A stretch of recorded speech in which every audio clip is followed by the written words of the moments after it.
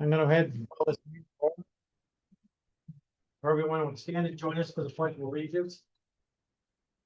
I pledge allegiance to the flag of the United States of America and to the republic for which it stands, one nation, under God, indivisible, with liberty and justice for all.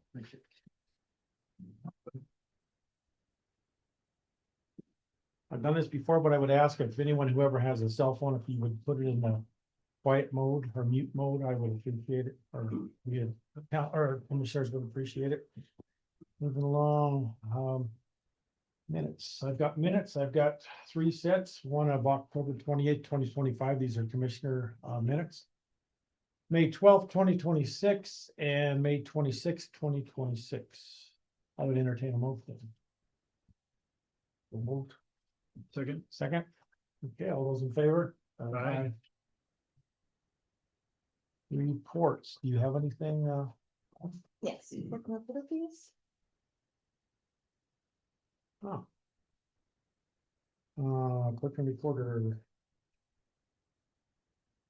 As of May 2026, amount value of $12,290.25. Show that reflect as such as us receiving that, please. Let you sign that first. Okay, any correspondence? Yes, you got a letter of thanks from the Garden for doing some cleanup at the Settle Mountain Park.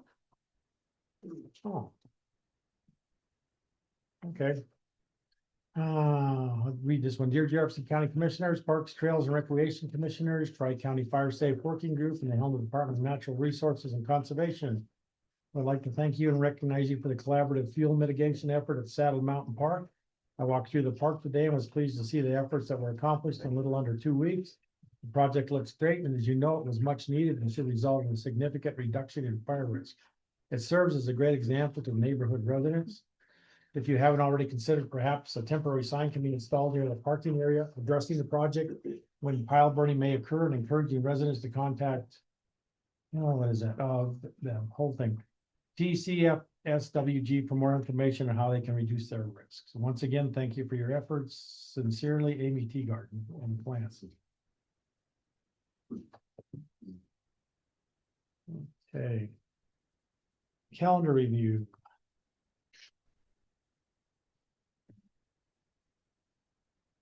Night, 6 o'clock weed board. Yep. Tomorrow, planning board at 7. Thursday, Tri-County Fire Working Group at 9 and survey review at 1:30. It's Commissioner Kirsch's Friday. And on Monday, there's the Boulder City Council at 6:30 and the Whitehall Town Council at 7. And a safety meeting Thursday morning. Just general safety? Or not roads always? No. Okay. That was last Thursday. Is that start 8? 8, yeah. Did you say anything Wednesday, Helen? Planning board? Okay, LEPC has been changed. That one's this Wednesday at 9 in the morning here at the Volunteer Hall in Boulder. And then did you cover Thursday on the canvas, at 9 in the morning canvas of the federal primary election? I did. Clerk and recorder. Yeah. I got a CTAC, but I'll be up here for this instead. Okay. So. Commissioner Kirsch, you got anything else? Yes, I think she covered everything else. Yeah. She got all this. Mm-hmm. Oh, and then let's see. And then on let's see, 15th is the Whitehall Town Hall meeting. At 7. You said that, okay. Okay. Okay. Commissioner reports. I'll start with you, Commissioner Little. Let's see, I didn't have a whole lot due to eye surgery, but I did have a Many Rivers Whole Health on the 28th. I'm going over the financials, no status on our audit report yet. Tax returns are done. Talked about some position vacancies, which there's quite a few of them. They have been having some luck with filling some of them. They've got 2 candidates for their CEO recruitment, so they're still working on that. I had a No survey review. I didn't make it to the Elkhorn Working Group meeting, but I did do a letter in support of them for their DNRC LGA grant. And I had a road safety meeting on the morning of the 4th, where we missed Jesse. He wasn't there. He had a conflict, but Bear did a good job. Talked about some heat stuff and water. We talked about some equipment, and they did a good job. Thank you, sir. Commissioner Kirsch. All right, I guess we're going back 2 weeks since we didn't have an afternoon meeting last week. Starting out 2 Wednesdays ago, had a solid waste safety meeting in the morning. Jesse covered hazard communication, which in part means SDS sheets in the offices, what used to be the old MSDS sheets that have all the chemicals that are in bulk in the shops, and the solid waste doesn't have much of that, but they still do keep the SDS sheets for any chemical they have around. Just like Craig said, the solid waste is doing just as good as the road. We haven't had any Injuries. that's what it is, injuries, yeah, it's too close after lunch, injuries this last month, and which is awesome. That helps our workman's comp level of having to pay them, so kudos to all our workers that are in those high hazardous jobs. Clancy Water Sewer meeting later that night. Great West has pretty much gave an update on what's going on with the production well.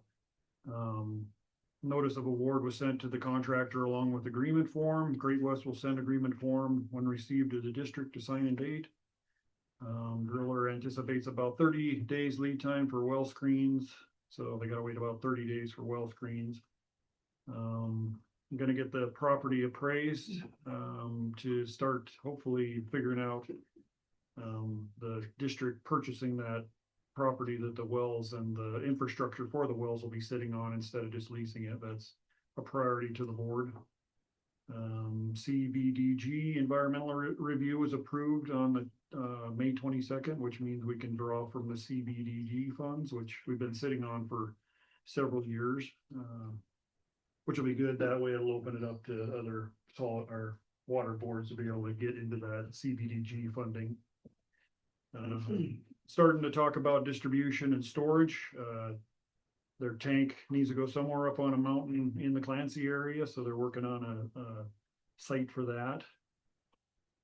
Water rights is a big one. They've been working on that for years, just kind of easing into it, but now they're going full steam on water rights. Got to have water rights to be able to pump water out of the ground and distribute it. District newsletters going out here. It might have went out last week. And that was about it for the Clancy Water Sewer District.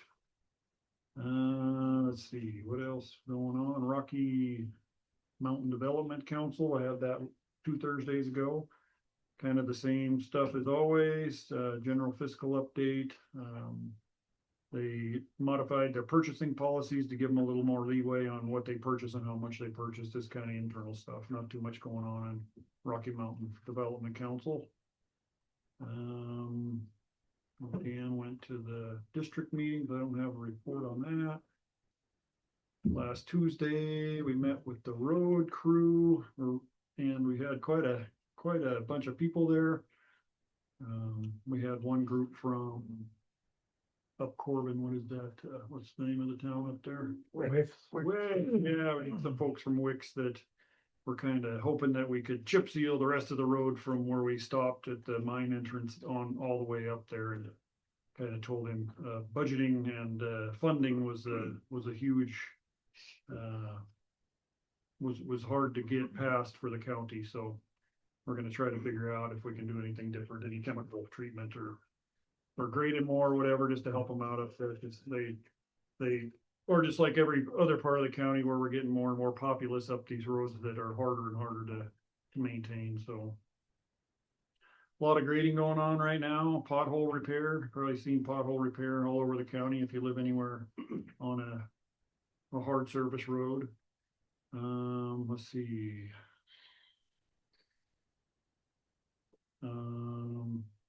Trying to get with the Beaverhead Deer Lodge Forest for a Schedule A agreement.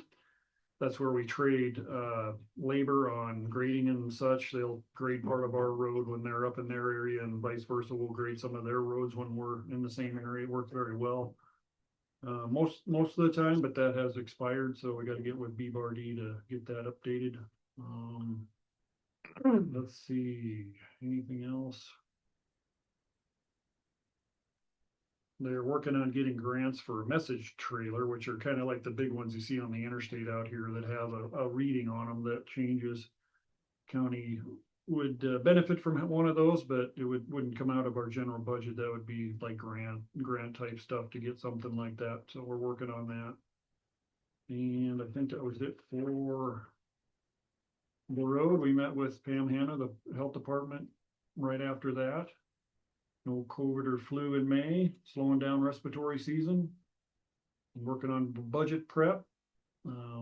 State contract, master contract's gonna be due here fairly soon, so we're looking close at that to see what modifications we have to do for the state contract.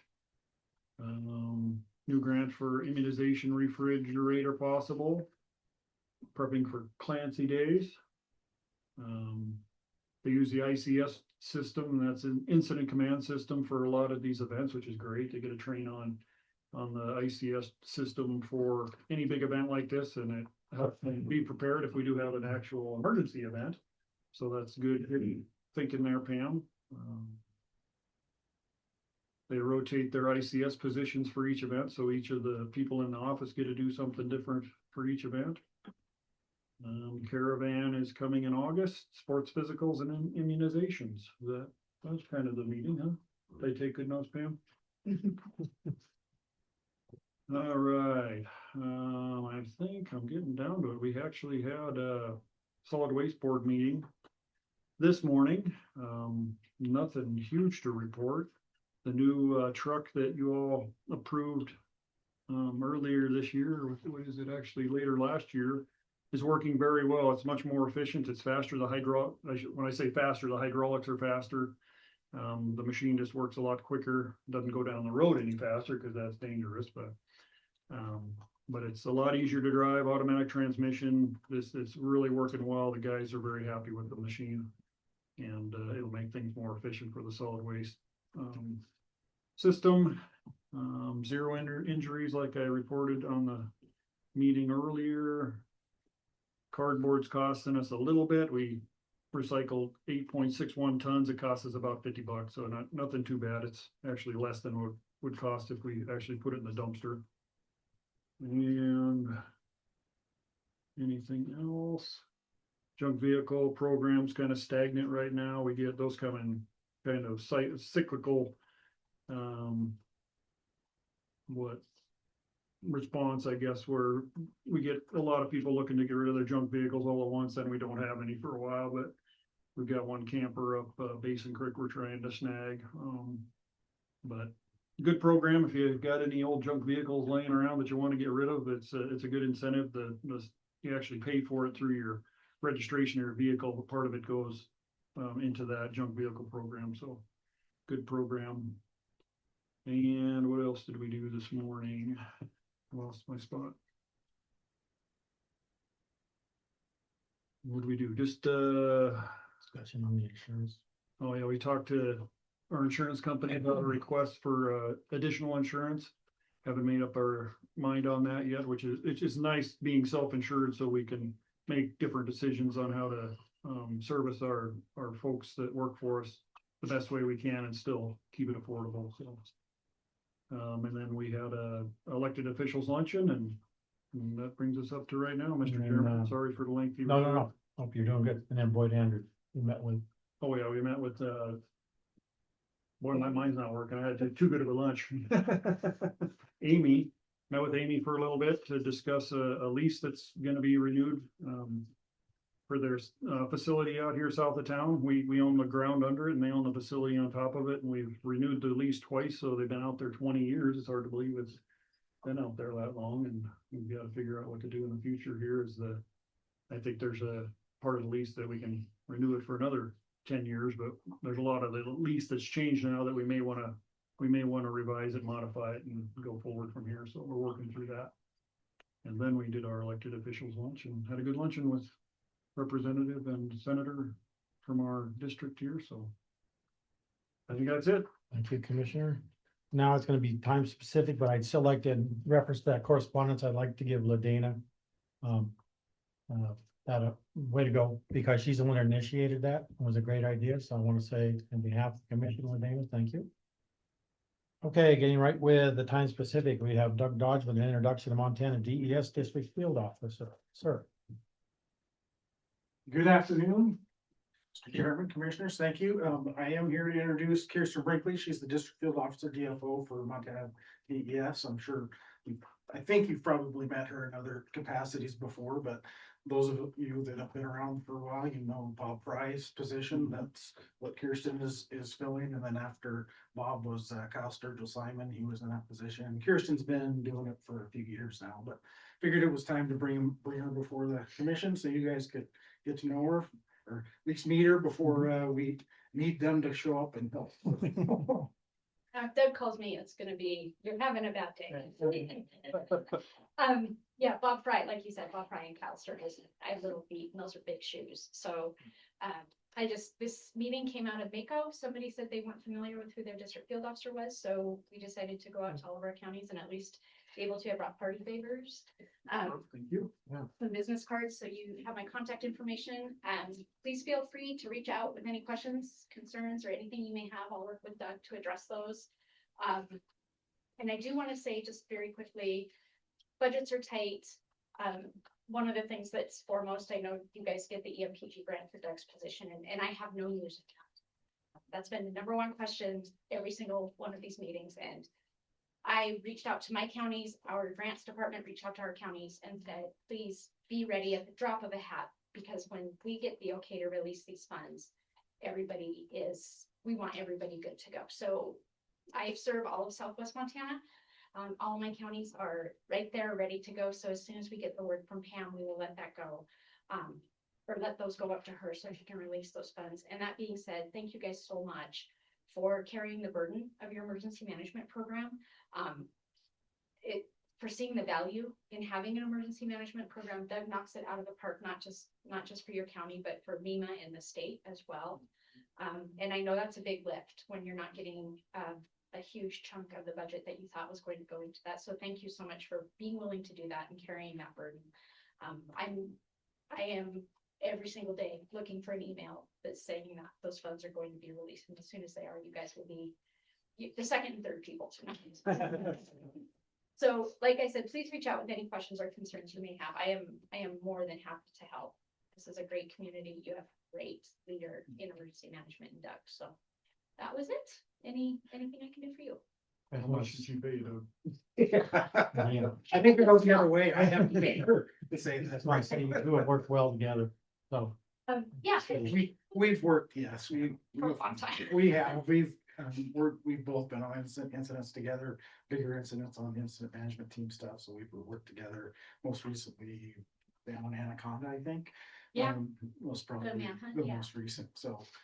We've been working together for quite a few years, and so that makes a big difference. Relationships, of course, in this business is one of the most important things we have. So I will add on the EMPG side, because it probably will be a quick turnaround. I'll be bugging you specifically, Mr. Chairman, for signatures and stuff like that. And I know I've been working with Ginger as far as the timing and how that falls with regard to accruing income is interesting at the county level, which, you know, you always accrue debts, but you also need to accrue the income from what I had.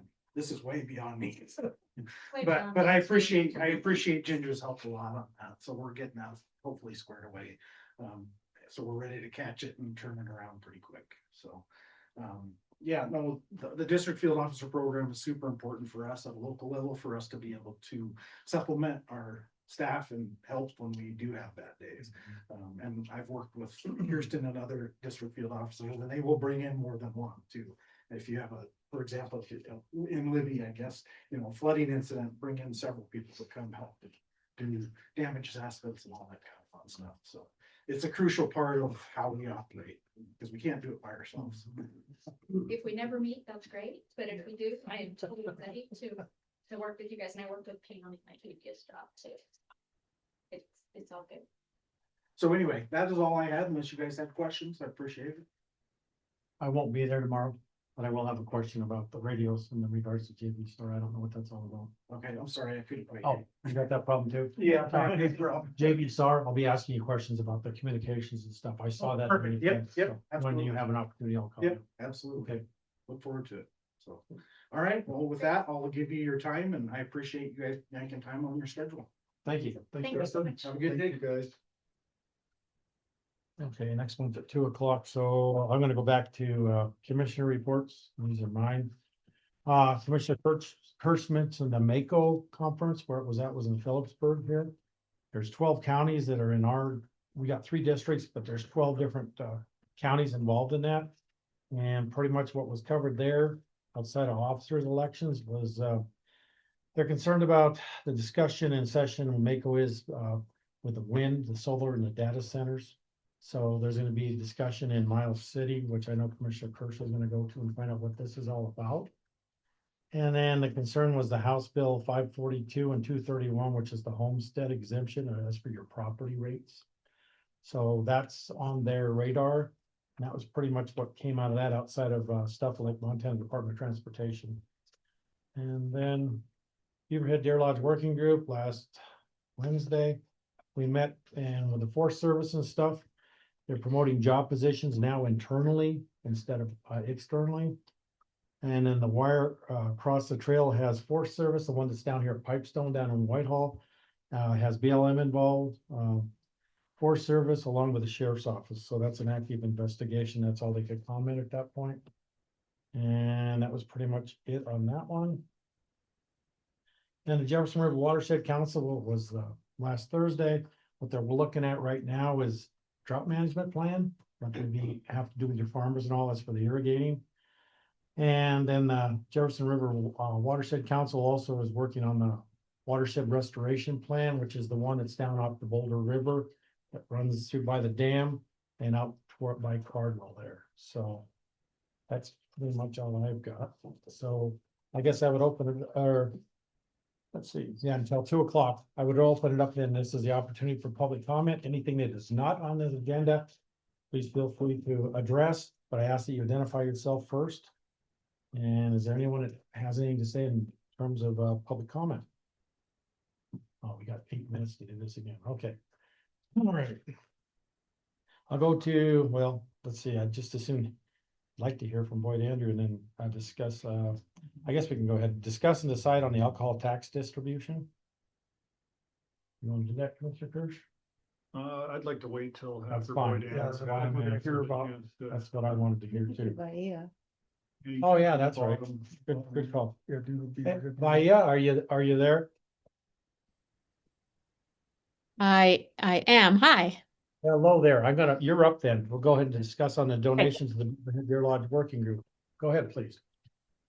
Well, so for those of you who don't know, I am Vaia Errett. I am here today as co-chair of the Beaverhead Deer Lodge Working Group, but I also have served on Jefferson County's Parks, Trails, Recreation Commission since it started in 2018. I think I'm vice chair of that right now.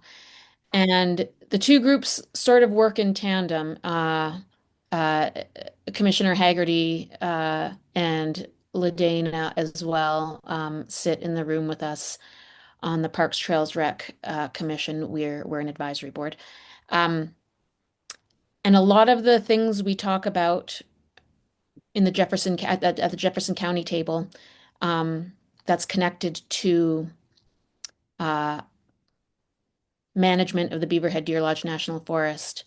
I am able to bring, as leader of this broader group of stakeholders, into conversation with the Beaverhead Deer Lodge Working Group.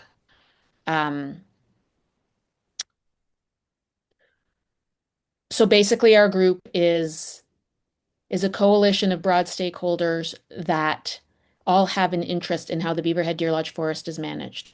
We have local government representation from 5 different counties, including Commissioner Haggerty as a member. It's a valuable venue, I feel, to local governments because a lot of forest management issues impact counties in specific ways, but also impact counties in common ways. So a lot of the things we talk about at that table include community protection from wildfire, which is also related to forest health. The state of our forests and how they're managed have impacts on local economies, um, uh, recreation, watershed health, fisheries, access. Counties have a vested interest in how the Beaverhead Deer Lodge Forest is managed, and we provide that venue. And I feel in a leadership role, I'm able to communicate Jefferson County's needs specifically directly to local forest leadership and other federal and state agencies and public stakeholders to make sure that the forest is managed in a sound, responsible way. That was my introduction to say, in order for us to continue operating and provide that platform for Jefferson County and other local governments to come together regularly and talk about responsible forest management, we need an influx of funding. Our traditional sources are shifting channels and not accessible to us anymore. Jefferson County has donated to us in the past. Last year, I believe you did approve a $1,000 donation to us, and we've received like donations in the same amount from Madison, Butte Silver Bow, Beaverhead, Powell, Anaconda Deer Lodge. So we're coming back to you again, hoping that you're finding value in what we're doing and asking for a contribution if you're able to. That will help us to continue operating. The money would go towards facilitation and coordination of our group to ensure that we are able to meet and communicate regularly. I'm sorry if that was long-winded. I welcome any questions. Thank you, Vaya. Commissioners, any questions? Okay, it's pretty much cut and dried. I would bring it to a vote, then I would entertain a motion. And they're looking for $1,000. $1,000, yes. And that's just to keep the collaborative Yep, the organization staff. continuing. Okay, And that helps pay for the, what do you call the guy that does all the notes? Oh, your, The admin staff. Yeah, Yeah. is that what it's for? Vaya, who is it? What's, I'm trying to think of- We're all volunteers. We have one contracted staff. She's a facilitator, coordinator. She runs the meeting, takes notes, and coordinates members and external parties. And that's what the funding would be for, by is paying the facilitator? Yep, that's our sole expense. And without her, it's really difficult to run a Absolutely. productive meeting. Yep. anything else? Nope, I think that was all I needed to know, Mr. Chairman. I'd make a motion that we go ahead and approve the $1,000 to keep this program running. I think I'll stop there just to make the motion. Okay, have a second? Second. Any other discussion? I was just gonna say that it's a valuable thing to have these collaboratives, especially with the forest.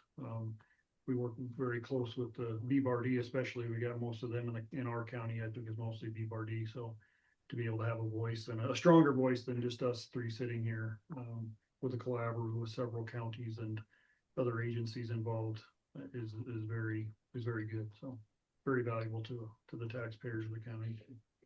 Thank you, Commissioner. Anything else? If not, I Mr. would, Chairman, sir, I Paul. would like to mention, I understand that the Forest Service is undergoing some perhaps radical changes, as you may know, especially in how the funds are distributed and their mission and their employees. And I would be interested in understanding if this working group could provide feedback to the commissioners with respect to that, those changes and how it may impact not only the county, but also this working. Thank you. Thank you. Maya, do you want to touch on that, or do you want me to say a little? I just want to make sure how it impacts the counties, and what was the last bit? I didn't catch that. How it impacts the counties and how it impacts the working group. The working group. Either way, Dan. I would Well, say a big thing, Paul, and you please add to this. Travel management's been on our radar for a long time, and we've been a proponent of that, pushing and pushing and pushing. And what, like you're saying, with the way they've changed the organization, so to speak, as for the upper echelon, we finally got the lower, meaning the ranger here for our district, that the one out of Beaverhead Deer Lodge that represents, and got his attention, and he says, you know, my hands have been tied, but if I can, and you guys can help, I'd like to get all the input and information that I can get so that I can push it up. Because I feel the same way you do, but I'm being told otherwise at this point to do things as if this organization, the Beaverhead Deer Lodge, can show that, hey, this is an important thing that we need to have. Right. Due to everything that's happening. You want to add to that, Bahia?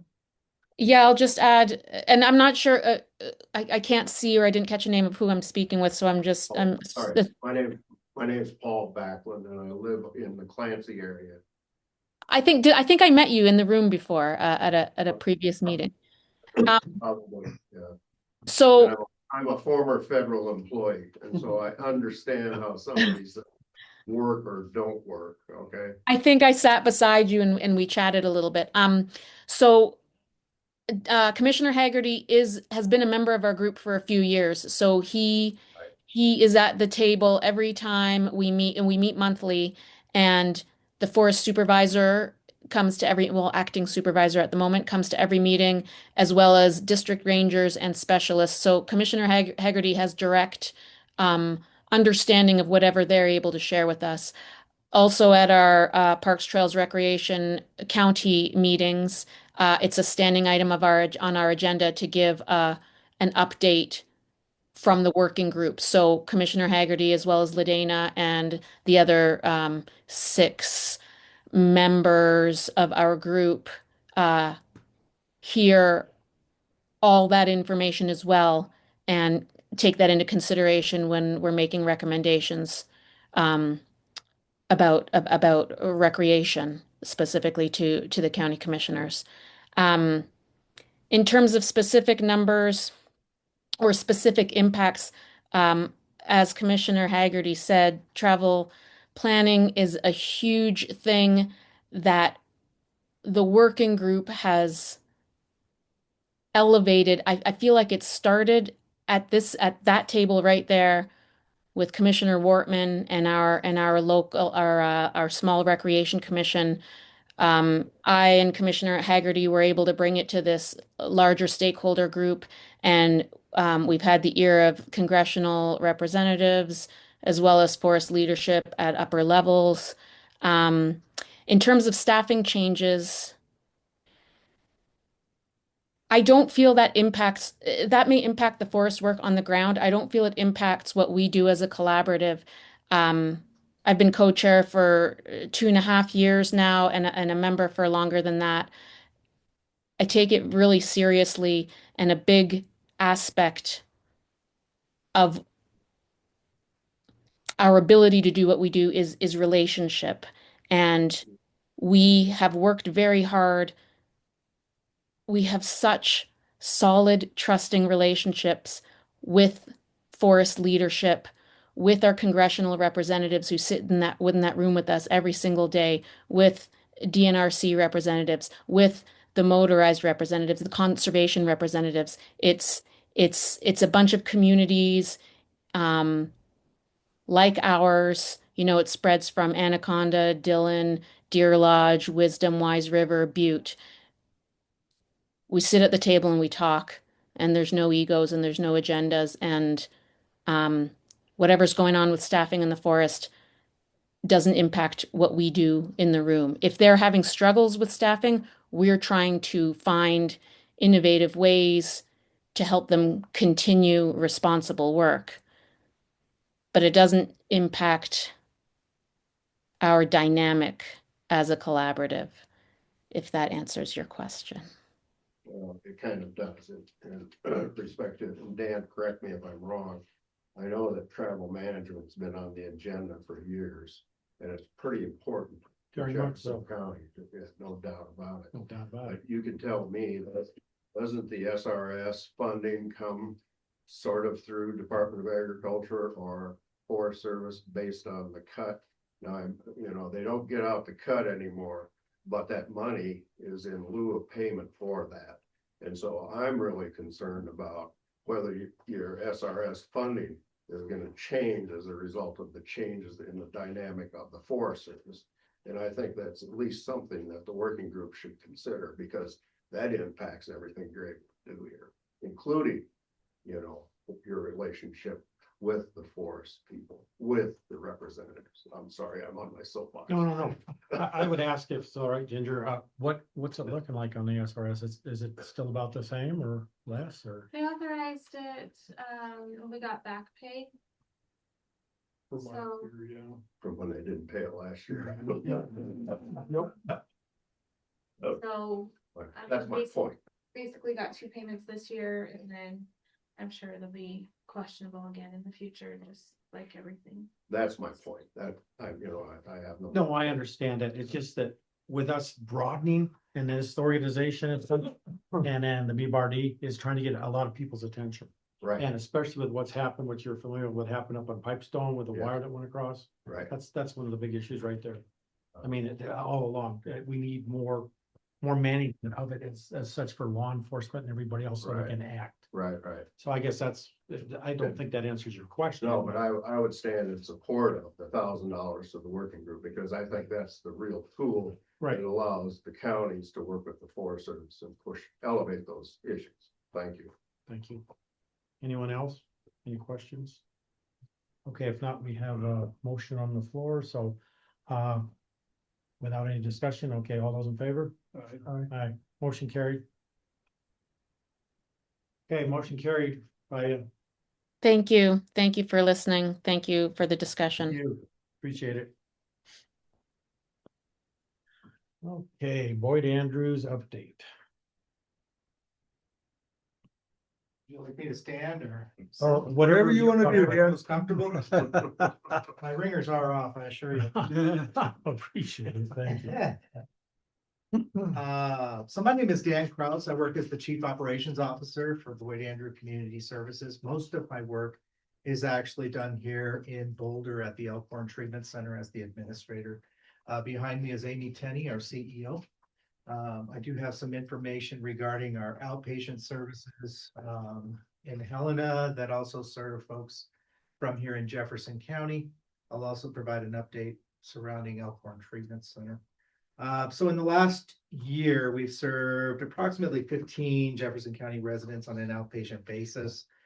Services provided include substance use disorder assessments, mental health assessments, intensive outpatient treatment, mental health therapy, Prime for Life, which is an education course for DUI offenders, Prime for Life assessments, treatment groups, as well as anger management. We are starting telehealth intensive outpatient program, and we are starting a telehealth intensive outpatient program on June 22nd, which will provide an opportunity for treatment service access for those here in Jefferson County. We're also offering telehealth services for various programming, including moral recognition therapy. It's a certain form of therapy. Dialectical behavioral therapy. I'm not going to quiz you afterwards about what all this means, but also seeking safety. We have a minor in possession of alcohol program. Like I mentioned before, Prime for Life for DUI offenders. So these are things that are available via telehealth. We've also begun adolescent outpatient services. We also have a recovery home in Helena that we operate that for decades has been a program available to men. Last summer, we switched it to serving women. There's a lot of programs we felt statewide that serve men. And from a supply demand type of issue, we wanted to be able to serve women, females in that facility. It can serve up to 7 women at a time. Now specifically to alcohol tax dollars, the state has canceled provider rate increases, so that really speaks to the importance of alcohol tax dollars. We appreciate the tax dollars that are afforded us by the county. This funding allows us to utilize a very affordable sliding fee scale that has remained consistent, static really for the past decade. So we serve folks that traditionally don't have another payer source. And so it's important that we can get those folks into our program and help them where we can and really break down some of those barriers to treatment access. So anyhow, that's specific to outpatient. Elkhorn Treatment Center, 60% of our staff, and we have just north of 30 staff, live in Jefferson County. You know, all points within the community.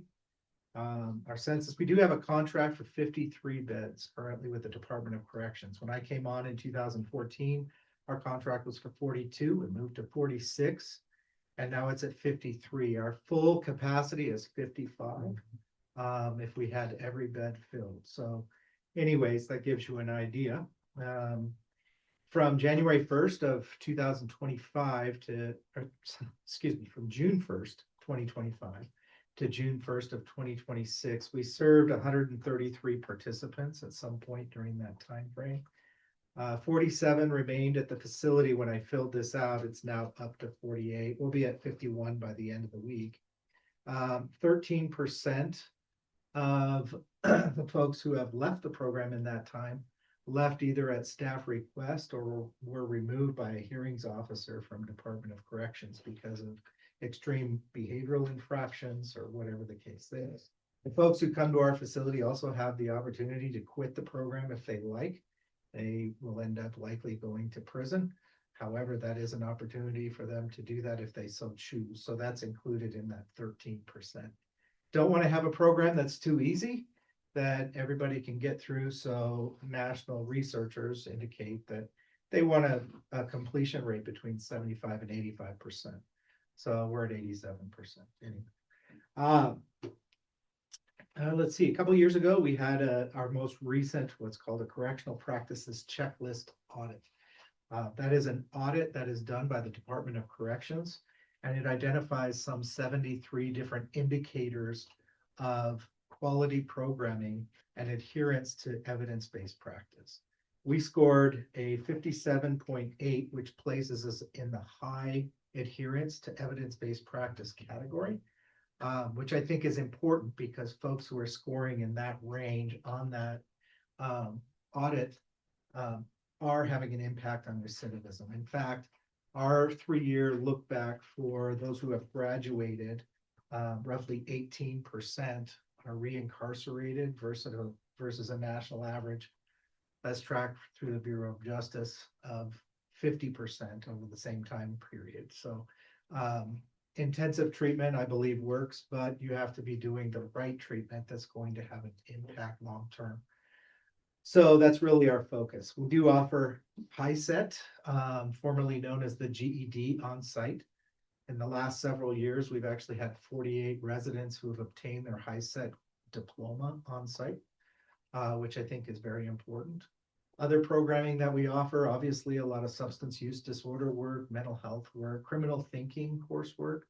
We also have a class that focuses on getting a job, keeping a job with a felony record, and having poor work history and poor work skills. Eating disorders, a lot of things that, and trauma, a lot of things that have an impact on the female population with long-term substance abuse and co-occurring mental health disorders. Last December, we had a public education program come on site and do a short form documentary about Elkhorn. They've actually had brief commercials taken from the larger, longer 6-7 minute video that they taped that included staff and residents alike. So talks about the program, the staff, the residents, that sort of thing. It's been playing in area markets for the past few months.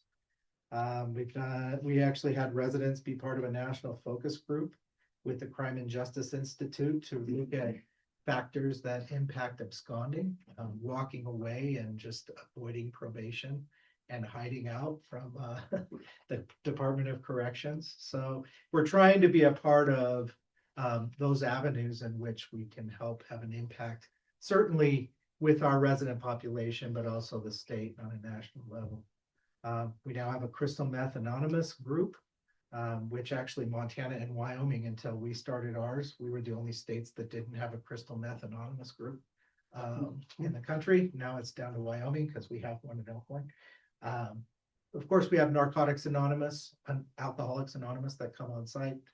Didn't have a specific crystal meth anonymous. So anyways, the employment opportunities comes in every other week and helps our residents look at different grant opportunities and expanding their educational participation post-secondary. So we do, of course, have the HiSET program on site, but we also work to get people into college, find grants and funding opportunities to pay for that.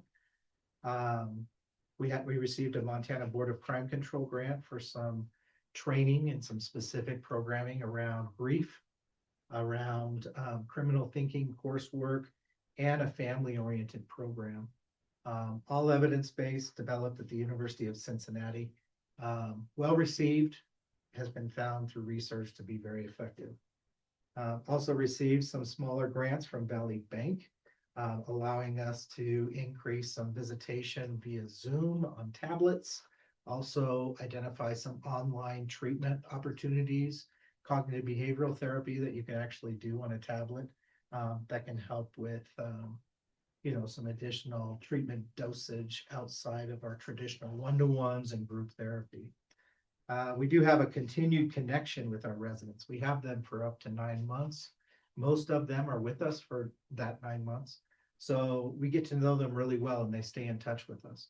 So we have a private Facebook group that graduates can opt to participate in, and they keep us apprised of what's going on, share their successes, share their challenges. We actually have another reunion of sorts where former residents come back and speak, share their successes, pitfalls, challenges, getting back on their feet with the residents who are there. We're going to do that Friday. We've had multiple opportunities for folks to come back and do just that. So looking forward to that. That's always well received. It also fills the sail of staff. This work is very grueling and difficult.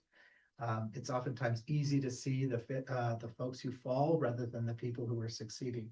So it does give us an opportunity to kind of fill our own sails as staff, but also provide feedback from people who've been in their shoes in the facility. And so we always look forward to that. So anyways, I'm happy to answer any questions, but one of the things I did print out for you all, I'm sorry to take so much time, but I do data outcomes. So I shared some of the recidivism data. This is small print. However, if you look at it, there's 4 graphs. On the upper left-hand corner, there's engagement scales. There's some surveys that we compile at the beginning, midpoint, and end of the program. Since we have them for 9 months, we can see how the group as a whole trends. That first row at the top is 2 weeks into the program. Engagement scales, we want to see increase, and that's what you see, that middle row there, next to where it says participant scale, if your eyes can read font that small. There are different scales, but what we want to see is a trend moving forward to a higher number. That's showing improvement with participation, program satisfaction, program rapport with counselors, leaning on peers for support. Over on the right-hand side, you'll see criminal thinking scales and their change over time. We want to reduce criminal thinking in the various scales. So you see where it's regressing from their early surveys to their nearing discharge survey with respect to insensitivity to the impact of crime. Response disinhibition, that's a fancy term for when people are not in their right frame of mind, they make bad decisions. We want to see a reduction in that, and that's what we're seeing. Justification, that's justification of poor behavior or criminal behavior. Down below, lower right hand quadrant, again, more criminal thinking scales, power orientation, where if somebody gets one over on me, I've got to get them back. I've got to show these people who are trying to push me that I'll push them back harder. Obviously, it's not tracked in those types of terms, but you get the idea. On the lower left-hand corner, it says Kessler 10. That's a screening that looks at the last 30 days impact of mental health. So that's mental health dysregulation. So we want to see a reduction in mental health dysregulation over time. And this is looking at the last 30 days. So you can see it's dropping well below 20. It's important to get that rate below 20 because if I go to an outpatient provider and I'm being screened and assessed for a substance use disorder and I take that screening, a score above 20 might prompt a referral for a mental health assessment. Most all of the residents that come to Elkhorn have a co-occurring mental health disorder. And so if you're dropping that rate to below 20, that means that they are regulating through medications or through skills or both their mental health struggles. And I think that's important to point out. So this is data that is compiled along their time frame with us. I can actually drill down to each individual and look at their data in comparison to the resident average and have a conversation. Hey, you're trending in a way that's showing regression. What's going on? By the way, you've made huge strides and improvement. Are you aware of that? And be able to talk about that and open up conversations. So anyways, just wanted to share that information with you. Also, our clinical director at our outpatient program is a Boulder resident. She's duly licensed and is very focused on making sure that telehealth and the services we provide are accessible to folks in Jefferson County. So that's what I have, but I'm happy to answer any questions. Based on alcohol and stuff, what age group are you seeing? Is it younger? Both in terms of you dealing with that kind of a thing? So right now we're starting to do work with adolescents. Historically, we've worked with adults. And so the adolescents went to other programs. So I know that early onset use of substances, is an indicator of later problems and struggles and challenges. So yeah, the earlier people that get involved in substance abuse later on, more likely to have problems. Saturation of alcohol sales outlets is also problematic.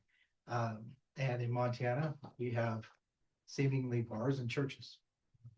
Not to simplify, but that seems to be pretty common even in small town Montana. So I don't know if I answered your question, but certainly that's an issue that I know has been you're a consistent and universal. proactive. Is there anything that you get out to, say, the folks that have been treated or anything else that can carry on to out here in the community of why maybe a person shouldn't engage in some things, whether it be the illegal substance or alcohol or anything like that, Yeah. based on your programs? Sure. I mean, there's a whole arm of behavioral health that surrounds prevention. Right. We work in the treatment field, so we're not Okay. directly involved in prevention. What we do is, we do have folks, like I said, that come back to Elkhorn and speak to our current resident population, people in the 12-step community that come in support of the folks who are there. So anyways, Has that been pretty productive? I feel it has, and I know, it's not data, but anecdotally, I get Okay. a lot of folks who speak highly of the folks who do come in. We have a lot of volunteers. I mean, we have a woman who lives locally that until recently had come in and done a weekly book club. And she was getting people donating books and coming in and had a group of folks that changed periodically with interest. Come in and talk to residents. So we do have a lot of that as well. The community support has been great. So anyhow. Thank you. Yeah. Anything else, commissioners? Anyone have any questions in the audience? I do. You do, you say? So you stated that you're gonna have telehealth treatment starting in June, and is that available to the community? It's my understanding that it is. We have some things that are currently available. And that can be accessible through contacting our office in Helena. So in 2024, we did a community health assessment, and behavioral and mental health, and then access to care were our two priority areas that we identified. So we're looking for ways as a community that we can provide access to care in mental health and behavioral health care. So I'm just wondering how we know about these things and how we're able to, let our people know about it. Sure. I don't, how do folks, So are people needing to be referred for telehealth or? people, some of it they can self-refer, Okay. some of it would be referred through court systems. Okay. We can take referrals through both avenues.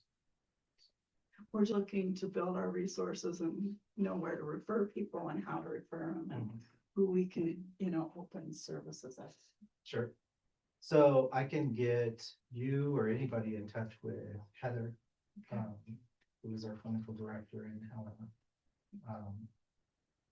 And I'm happy to link anybody up with her that might be a benefit with that. That Heather's info. It's Heather Huntoff. Okay, all right. All right, yeah, I'd like that. You have my cell phone. I do have your cell phone. You can call me anytime. Any other questions from anybody? Yeah, I just have one piece. Dan, thank you for your report. I really appreciate it because I do volunteer work. Yeah. At the Elkhorn Treatment Facility. I'm glad to do that. Yeah. Really appreciate it and love the interacting with the women there. Yeah. It's great. And one of the questions I had, maybe it's more for Amy, is that when individuals are, have received a DUI or need, the treatment care, then when they come to you all, you charge them for your services. Is that true? I Is can take there that down if you Yeah, want. go ahead. Okay. Yeah. So our Prime for Life program is a separate program for DUI clientele. Right. So there's two different things. One is when somebody comes to us after receiving a DUI, the new requirements are that they need to have an assessment first, right? So what we do is a screening. We have these screenings that we're allowed through insurance and Medicaid to determine medical necessity. If someone completes the screening, which is free, and it's determined that they meet the criteria for medical necessity for an assessment, then they do not have to pay out of pocket for that assessment. That will go to insurance, Medicaid, whatever that might be. The class, if somebody is recommended to take the Prime for Life class, that is a service that needs to be paid out of pocket. Because it's education, not therapy, so insurances won't cover that. So we've worked really hard to try to keep that at a very minimal amount. I think it's at $100, I think, for the class, which is 2 days worth that we do. So that we try to keep that barrier pretty minimal. We have not raised that rate in over a decade. And that's done at Boyd Andrews. It's done at Boyd Andrew, or the class is also hybrid, so you can attend online if you can't make it to Helena, trying to make it so people that don't have their licenses for whatever reason, can still attend that class, so you could do either one. Yeah, for a while you were doing it here in the county at an office space here. That was years ago though. It It's was. been a while. Yeah. since that's- So we've done some Prime for Life classes in Jefferson County, but generally they're more one-on-one because we don't ever have more than one person at a time that's been ordered to do it. So we've opted for this hybrid version instead so that they can be part of the actual class concept for that if they can't make it to the Helena class. And just, and you probably know this, but some schools are doing Prime for Life right in the schools, Okay. and having that available. So that's a really good, good Yeah. option too. Yeah. And we are doing Prime for Life. That's what we're using for our MIP, our minor in possession, is through the Prime for Life curriculum as well. Okay, thanks, Amy. Yep. Thanks. Anything else? If not, thank you very much. Greatly appreciate it. Absolutely. Thanks for your time. Thank you. Yeah. Yeah. Yeah. I'm sorry. I'm sorry. Could Like just looking around. like- Could I get a copy of your notes, please? Yeah, we can talk about Do you want a clean copy? Second one coming. I don't. Cause I can email it. Sure, you can email it to me. I don't know if you want my scribbles, but Doesn't matter. anyways, I'll, Scribbles are good. scribbles are good. Make sure I didn't say anything. That's all good. Can I get your email? Or is it, you have it? Perfect.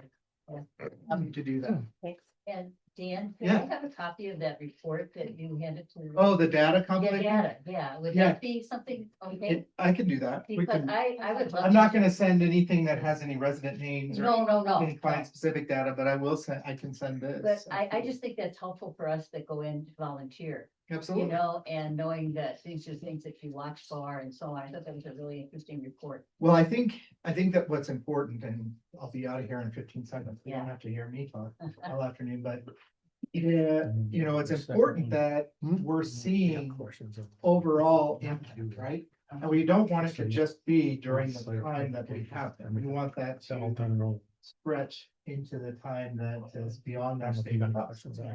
But if we weren't seeing an impact, or having an outcome Uh-huh. with recidivism, with criminal thinking skills, with, you know, mental health impact and distress, money probably should go to a program that can have those outcomes, right? I mean, I'm not trying to give her money. We are having an impact, and I think that's important that people recognize. Yeah. All right, I think we see that too. Yeah, absolutely. So thank you for Thank you. I'm volunteering. sorry about not recognizing you right away. Oh, I feel like you're so Yeah. good. Right. Take care. Thanks, everybody. Thank I'll you. get that information to you. Appreciate it. All right. Okay, I'm gonna go ahead and skip down on non-time specific, and that's gonna be discussed and decided on approval of DUI task force for 2027. Oh, the plan, okay. First of all, I'd like to apologize to the commissioners for my slip up and the, what I call a poodle moodle that I created by not having this plan approved by the DUI task force board. Okay, so that's why you're seeing it again. There are a few changes that were made in that plan. And two of them, two big ones, was we removed two names from the board membership that you submitted because Kelly Dougherty doesn't really come to our meetings, nor does Robert Clark. And they still want to be involved or know what we're doing and so on. So we will continue doing that with them, but they are not voting members, basically, or members. So that was changed. And then there were a few typos, I think, here and there throughout. And then there was one chart, which I really regret had to be removed because I was getting the chart from when I would print it out or look at it, and I would see the things, and it was specifically from NHTSA on the Jefferson County, and specifics with Jefferson County. So I'm gonna relook at that and see why people couldn't open that and read it, okay? Because I can understand. So I removed it so it wouldn't cause confusion and so on. And I think the budget is pretty much the same as we talked about, I think, at the last meeting that I was with you all, at the last commission meeting. I think I upped the one budget item and lowered one of the others, but that was all the change. So I think that's overall what I would point out to you, so you know what you're looking for the changes. So, and it has been approved now by the DUI task force board, okay, with the changes that I was talking about. Any questions, commissioners? I'm looking at it on my phone. Okay, Barb, I've got some. I'm looking at this in terms of the budget. Okay, On cell phones, the $30 a month, is that what you get? Is that what they well, get? that's what I'm proposing, and I did mention that to the board at one point. And we didn't make an official approval of that, so that would be something, but those are line items that we can move around if necessary. So, Okay, so, but right now you have what, 13,000 on hand, right? yes, that's. And you're going for the Lease that. projected 22,100 with the cell phone as an example, right? Mhm.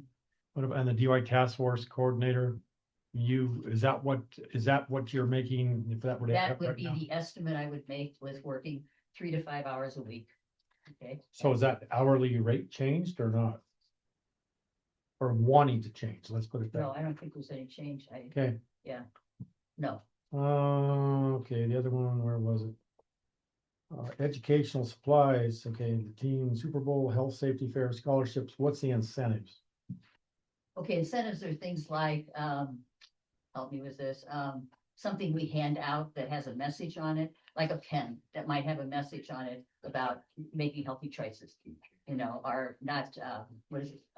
Memorabilia. Used, anyway, just, yeah, with messages for young people, basically, that we hand out. Yeah. Swag, yeah, thank you. Oh, swag, okay. Another term for it, swag. Somebody geocaches. What's that? Nothing. So I guess what I'm looking at, and I don't know about the other commissioners, but you got 13,000 now and you want to come out to 22,100. When, let's see, the total amount you had to begin with was what? You know, Ginger, off the top of your head? No. Let's see. Okay, RAS classes, you did one class, right? For that $100 for the revenue? Last year, yes. Yes. We're required to at least do one RAS class a year And how much to does each, keep our certification. how much does each compliance check cost? Well, compliance check, we get, I think, 100 and something per 125. 125, thank you, 125 per business that has been, you know, visited, yeah, right, thank you. Okay, because you got 4,000 here, that's why I'm asking. That's for 27, is that what you're? That's what we're estimating, yeah. Okay. Yeah, because I think law enforcement right now is really moving into really trying to do those quarterly. Yeah, How many, at least 3 times a year, but. how many have been done? How many have been done this last fiscal year? I think they've done 2 now. 2? Yeah. How many, Yeah. say One what, was 4 or just- 6 failed maybe, so you got money for that, right? Say that again, Dan? They figured 4 or 6 might have not completed or failed. So you would have gotten that, what, would you say 125? No, you get 125 for every business that. There, that oh, is- just businesses is in checked. general, okay. Yeah, it's not Okay. just if they pass or fail, it's just when they're checked, Okay. yeah, whether they're compliant or not. Subject to change a little bit of a business.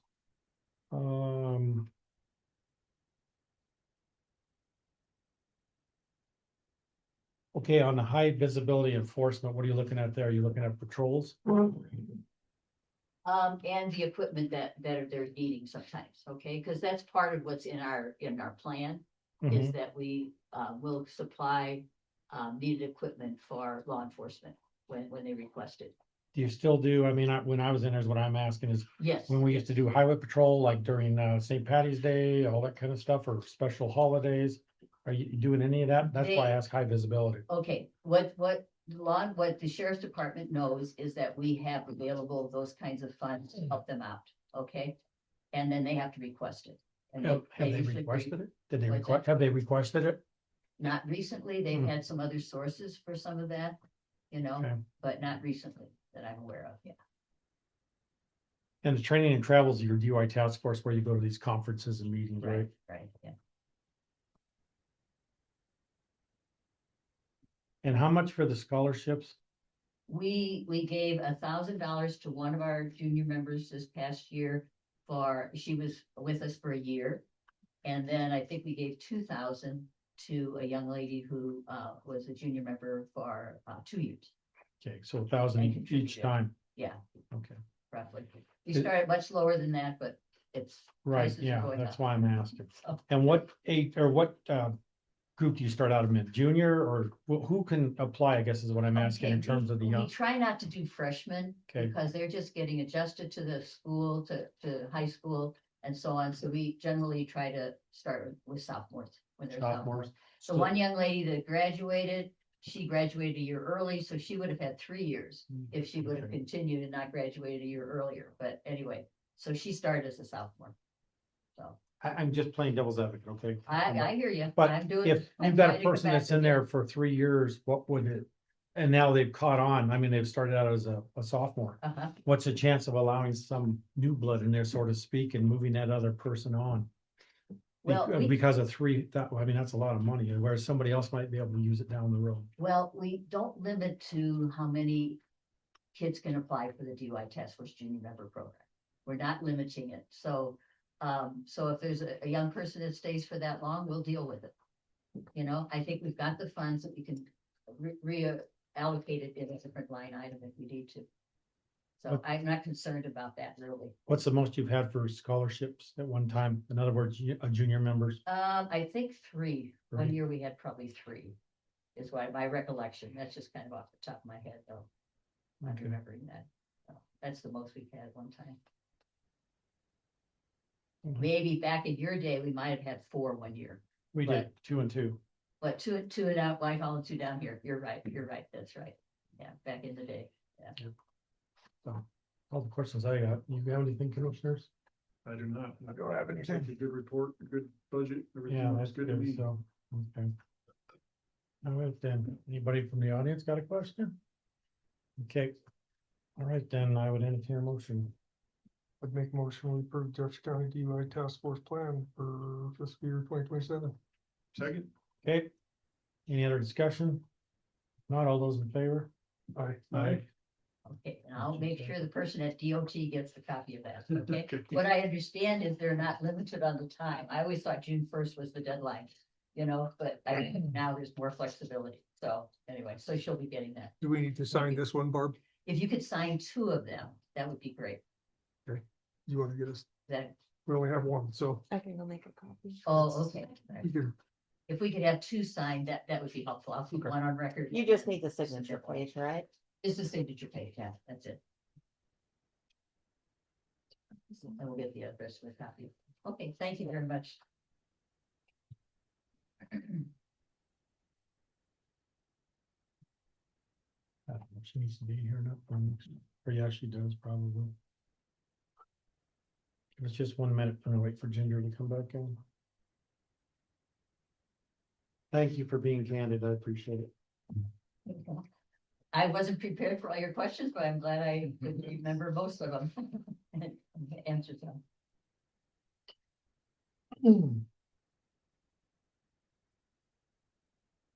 I'll just tell somebody if you go and you make a report, you might get quizzed, you know, so. Hey, that's our background. Yeah, right, right. That's part of what you have to do, huh?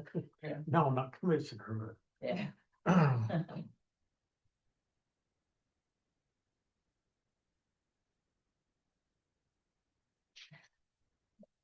Looking back, we're staying behind them. Freaks them out.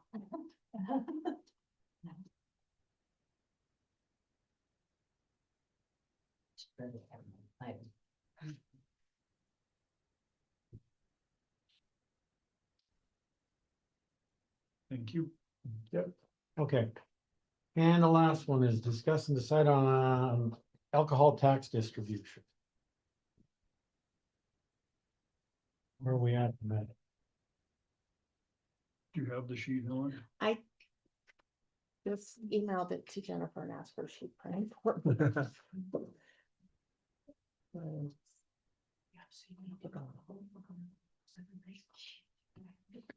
what's the total dollar amount on that? No, not that. Oh, you mean the one that. What's,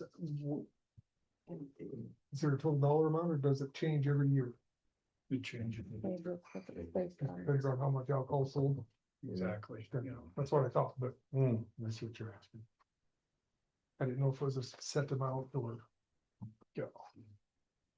Yeah, no, it floats. I figured. I think it's probably proceeds from last year where they know exactly how much to distribute, so, yeah. It's always a year behind.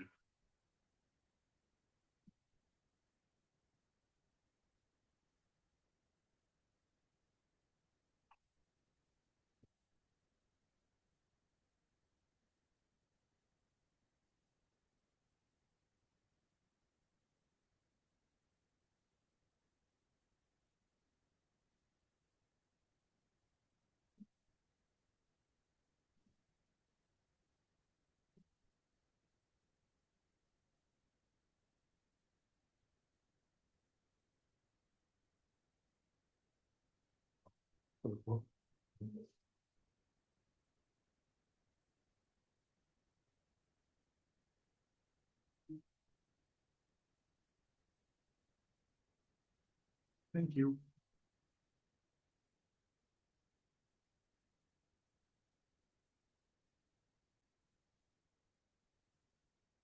I think it's the second page that we actually fill out. What's that? I think it's this, one of them is just kind of an Yeah, example. signature, yeah. It doesn't have the percentages listed on here. Last year we did 10 and 90. 10 and 90. Yeah. Yep. Yeah, that's correct. So that was about 10%, about $5,000 or something. 900 a quarter. I don't know Okay. if you can read. 8,000 was. Here's the actual. So they got about 26,000 last year. They got 8722 on. There's 3 payouts of the whatever every third. Okay. And then Butte Cares got the 10%, which was $969. $969 a Yeah. quarter. So yeah, so Okay. if That's it- about $1,000 a quarter. yeah, so Boyd Andrews got about 26,000 a year. Okay, That's just rounding it up. all right. And then we got, what was it? About 3,000, say around that. Because Okay, it's only, it's every, I don't know, it's only every 3 times a year. that's only 3 times a year. Okay, it's not quarterly then. Not quarterly. Thanks, Esther. You bet. So the state collects alcohol tax throughout the year and then they distribute a portion of it to the counties for prevention, outpatient care, residential home care, inpatient and detox. And the facilities we have in our county are pretty much all outpatient, including who we typically fund is the Boyd Andrew program, which they were just here giving a report. And last year we started, I think it was last year, started funding Butte Cares because Barb was a part of that as a prevention side of the program. So we're back at the table now trying to figure out what we want to do with the funding. Butte Cares last year got 10% of the funding for the year and Boyd Andrew got 90% of the funding. So that's what we're trying to figure out today and the discussion henceforth.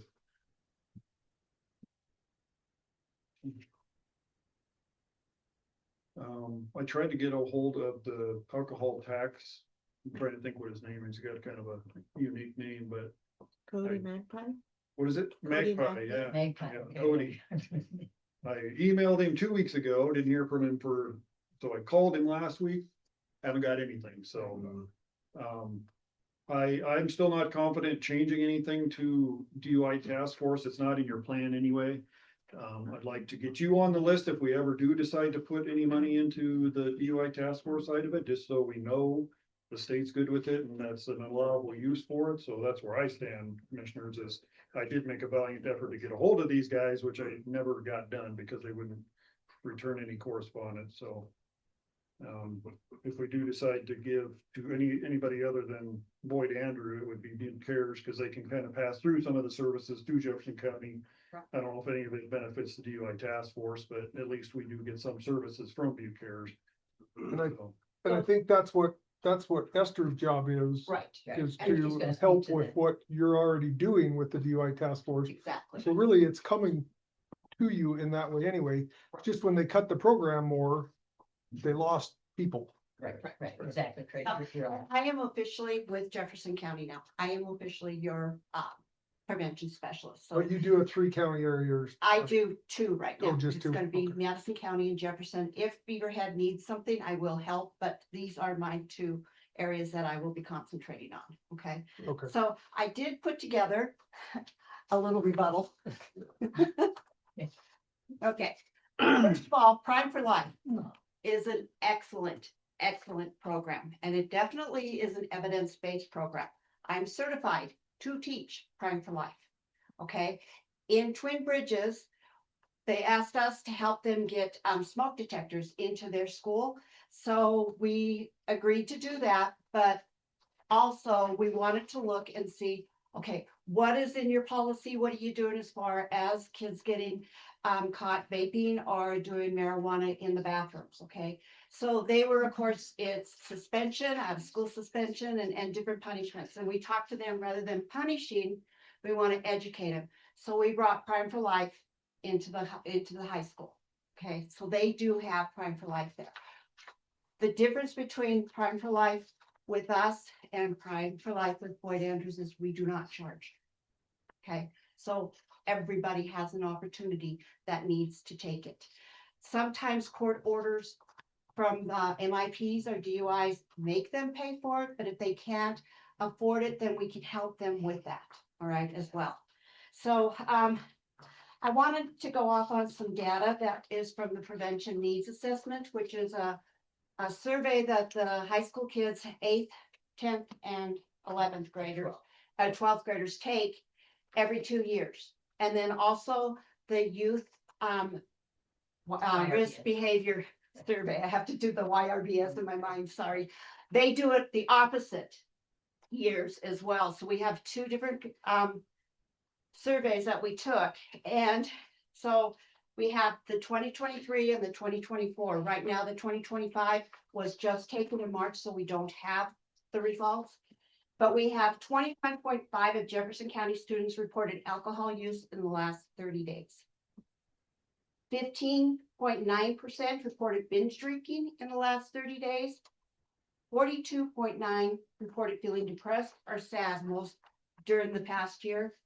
And 20.3 reported seriously considering suicide during the year. Those are high, really high numbers, and that's what we look at.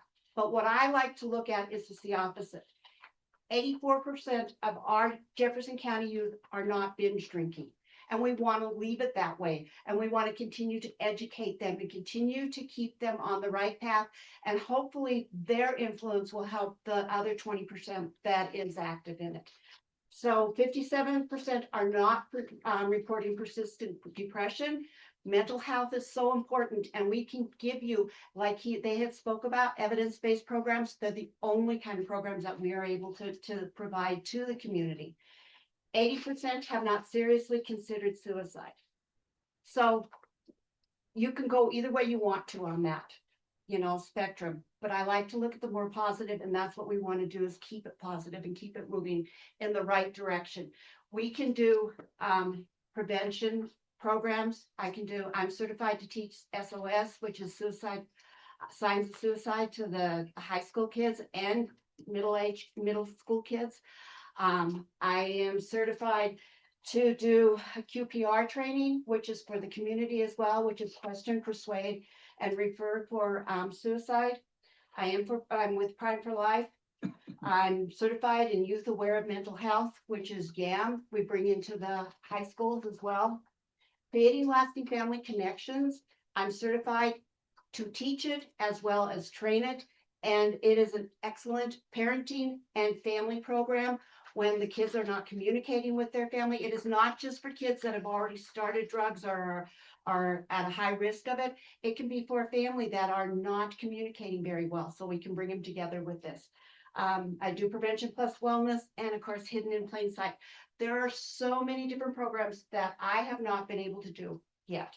So what they're talking about, Boyd Andrews has an excellent intervention. I can give you an excellent prevention. And I am asking for 50% so that I can show you that I can do it. And I'm going to ask you to give it to me for 1 year. And at the end of that year, let me come back and you tell me if there wasn't a difference. I will come quarterly if you want and tell you exactly what I have been doing in the schools, in the community, and in the other areas around us, not just Boulder, but all of Jefferson County. So if you have any questions, I'd be more than willing to answer. I really feel that I can do so much more with 50%. And we don't charge for anything. Everybody has an equal opportunity, and it is open to everybody, adults as well as youth. We do concentrate on the youth because we are headed upwards. We hope to have a healthy community where we don't have to have intervention. That's a good utopia anyway. So. That's good.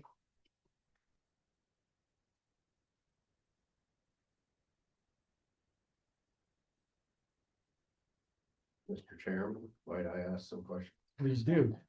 I have questions too, but go One ahead. is, I guess wasn't paying attention, can you tell me who you're representing? Absolutely. My name is Esther Lynn. I am a prevention specialist. I work out of Butte Cares, but our business is called Montana Prevention and Wellness. Butte Cares. Butte Cares. Okay, you answered. And right now you're getting 10%?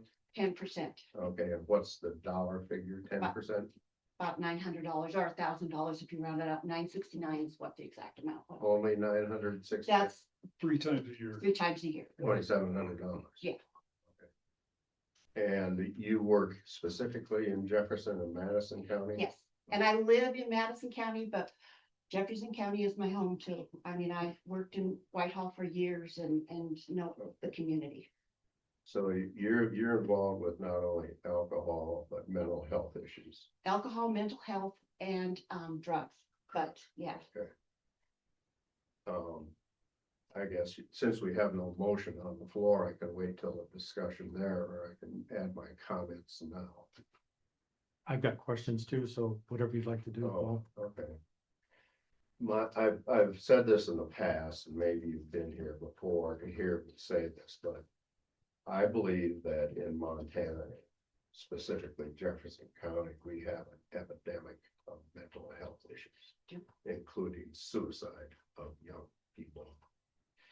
And I encourage the commission to support any program that they can that will work on that problem or that issue. So it sounds like this young lady here has some local interaction, which in my mind is very important. Boyd Andrews is a great program, but they're in Helena, not here, and not in Madison County. The second part of that is what I would like to say is, I think as we've gone along here, one thing we're failing to recognize in Jefferson County is that there are people of color. We're not just all white boys like me. And people of color have mental health issues, they have drug issues, they have alcohol issues. And I would like to see some effort made to recognizing that these folks, which may be intimidated by going to Boyd Andrews or be intimidated by any other program, but we have some local help that can support these folks with their issues today. That's sort of my focus on this thing. Thank you. Can I ask you a question, Paul? Sure. So where does that come in with, I forgot what I was gonna say. I forgot. Where does that come in with Boyd? Yeah, with, I guess what I would be in question or how you're referring to, and I refer to Esther, how does this come into play with DUI task force Well, by any means? huh? Oh, definitely with the DUI task force, I can collaborate with them on so many different issues. We can collaborate with MIPs, with DUIs. I can offer Prime for Life at no cost than what Boyd Andrews can. I can talk to the court systems and let them know, hey, we've got it here. If they mandate it and say, hey, you have to go to this, we can teach them. And it depends on where they're at with it. As far as Prime for Life, it's anywhere from 4 hours to 16 hours. So if it's your first MIP, they may just say you have to go for the first 4 hours, okay? But it just depends on all of it. I could do that through the DUI task force. We could definitely go hand in hand with that. Anything that has anything to do with. Yeah, because I'm certified in that as well. Yeah, and we can just. I appreciate your question, and it's this confusion in my mind with respect to how this all works. And so I think we're hearing some answers here, and that some things I really like to hear. I think this is important stuff, and important stuff for not just Jefferson County, but Madison County. We're all kind of hooked together, including we have spillover. Maybe Craig knows better than any of us, spillover from folks from Lewis and Clark County. But I stand in support of you guys taking a look at the percentages here and seeing what we can provide here in Jefferson County. In addition to Boyd Anderson. Boyd Anderson's getting, some money from the county with respect to being located here. Jefferson County also gets some money from them being located here. But anyway, this is me, my push. Let's try and get a broad blanket as we can cast here. Thank you. Maybe this will turn into a question, Esther, because I just don't know the answer. But my statement would be, Boyd Andrews has been here for 20 years this year. And you heard today, I've known Dan Kraus for at least that long, probably longer. And you heard they're moving forward with their program, they're adding programs. They do service Jefferson County. Their treatment centers in Jefferson County. If you heard him, he said they treat people right here, usually one-on-one, because they don't get a big group, which is typical in Jefferson County in my experience. How long, so Butte Cares is a place where they had prevention officers working for them. Barb was one of them. Right. And I don't know how many other counties had their own, but we did. And I believe that's when, and I think it was 2 years ago, because I didn't deal with this last year, that I remember. I am getting old, so that maybe, I might have forgot, I don't know. It's before you came. But then, and we gave Butte Cares money, probably in those 2 years, for the first time in the 20 years we've been giving it to Boyd Andrews. And then all of a sudden, Jefferson County doesn't have a prevention officer anymore, funded through Butte Cares for whatever reason. I don't know if they lost funding. I don't know if it was grant funding. I don't know if it was whatever. But it went away, and now we're sharing with Madison County, and other counties are sharing with whoever their person is that's left in that whatever portion of the state that they serve. So now they want more money. Well, you're asking for more money. I don't know if Butte Cares is asking for money. You're asking us for 50%. And it's like, we still don't have our own prevention officer, which Butte Cares was funding. And I guess maybe I never answered or asked the question, but I never got an answer to why are we doing this? That's where my question comes in. First of all, Butte Cares has been around for 25 plus years. They've been here a long time, all right? I have been in prevention for 7 years, all right? The grant money has been cut almost in half throughout the United States, not just here, but everywhere, okay? And that's what happened here. Our fundings got cut, not just here, but all the way throughout Montana. And there are, I would say, at least a third of our counties that have no representation whatsoever, okay? Which is really sad, because we definitely need it. We hope to be getting other fundings. We are looking at trying to become sustainable without the grants, relying on them. We are going in different directions on it. So the way the grant was written, they only allow us to have 3 prevention specialists per region. Okay, so they divided the whole state of Montana into 6 regions. And so each one of those regions only have 3 prevention specialists that can be out there. So it isn't just us, it's everybody right now. Under the block grant, okay? There's a SAPS, not SAPS, but a PFS grant. But they are only, right now, they took away the PFS grant, which was huge. It was even bigger than the block grant that we're on now. And they turned around and they gave it just only to reservations. That's just the way that the federal government went. Well, that's why we're down like we are. It is through nobody's fault or anything, it happened. And just to add something to that, Esther, the state then decided how to divide that money up. Right. So the state had to make some different choices than they had been making, because every county was covered with a prevention specialist. And some prevention specialists had like 4 or 5 counties, especially in the rural areas up east, out east and northeast. So, so some of that played a part in this as well. So how did we get our own? How did you, Prior to this, we had the funding, we had the grant money. Okay. But then it got cut desperately. And in fact, it got cut even more at one point, and it was returned back to us, which was good, because there was no way that anybody could operate the way they would. We woke up one day and didn't know we had a job because they froze all the grants, so, but we don't want to rely on the grants. And the good thing is, okay, I'm going to sell me because you got me here. I begged to have this area. I did. I begged for this area because I feel like it's my home, my community.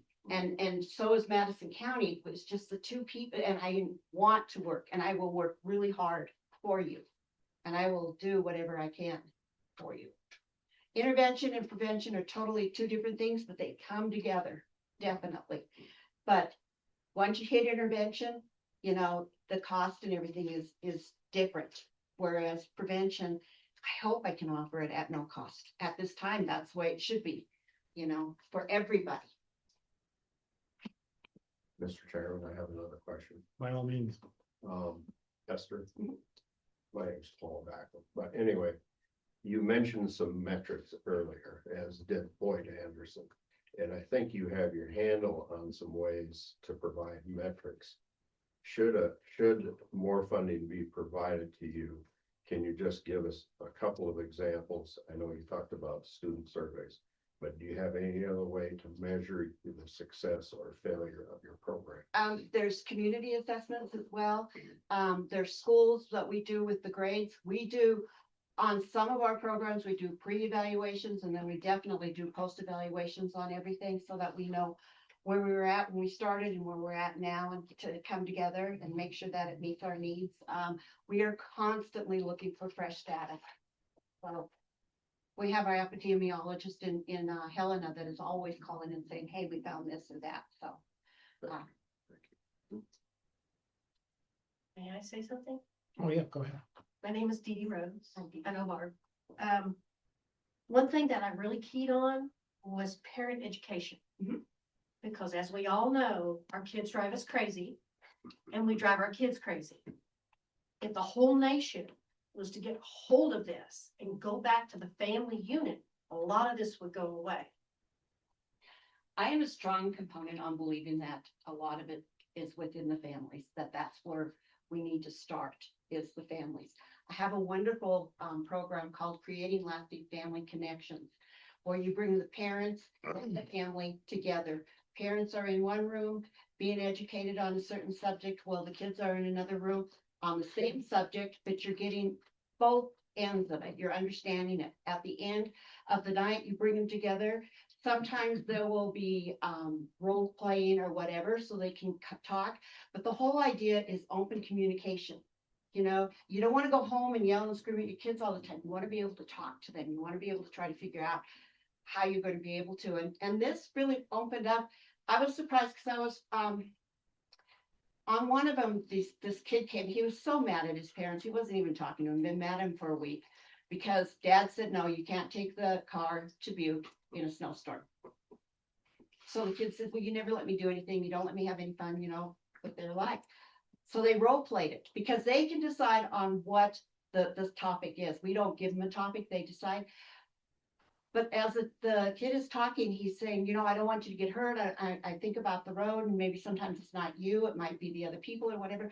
But that simple scenario, that kid understood. He actually saw why dad never let them have any fun or anything, you know. So, I mean, it can be simple or it can be really, that program alone, there's a lot of confidentiality because it's amazing what comes out. So it's a great program. Esther, you say you have experience in this mental health as for training, is that correct? In which one? In mental health? We do. I'm trained in YAM, which is the youth one, SOS, different things. And we are constantly being trained in new places.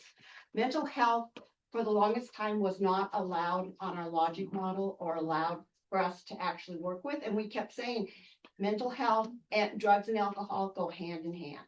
There's just no way that you can get around it. So finally, the grant has been open to where we are able to do that. Okay. And are you trying to get the DUI task force to assist you? Absolutely. I will get active with them on everything. In fact, I am now going to become a member with them on this. Right. Esther and I have worked together over the years that she's been in. 7 years. Oh, I know you've got that. Here in Madison Too. County, we just coordinated many things. And together. we've got a great DUI task force in Madison County too. I'm Right. their person for I that. guess my question is, and maybe I'm wrong, and Pam can correct me or whomever, or council, but the DUI task force was more generated at one time towards alcohol, whereas I understand where you're coming from. But I would ask you, Barb, at that point in time, with all due respect, is that in your job description? Is that in my job? That's for mental health. I think, Be able I to think it teach. is, yeah, Implicit. definitely, because it overlaps. Definitely, I any mean, more what you can comes prove it, first? Yeah, you know? Yeah, I'm not referring so much alcohol, I'm just talking in the sense of mental yeah. health. Well, she would have to relate it to DUIs, or prevention Right. of that. That's what I'm asking. Yeah, she would have. So to you do- know where to divide it. Yes, For sure. definitely. Yeah. That's your question. No offense, I'd like to turn to Pam. Pam, what are your thoughts on this?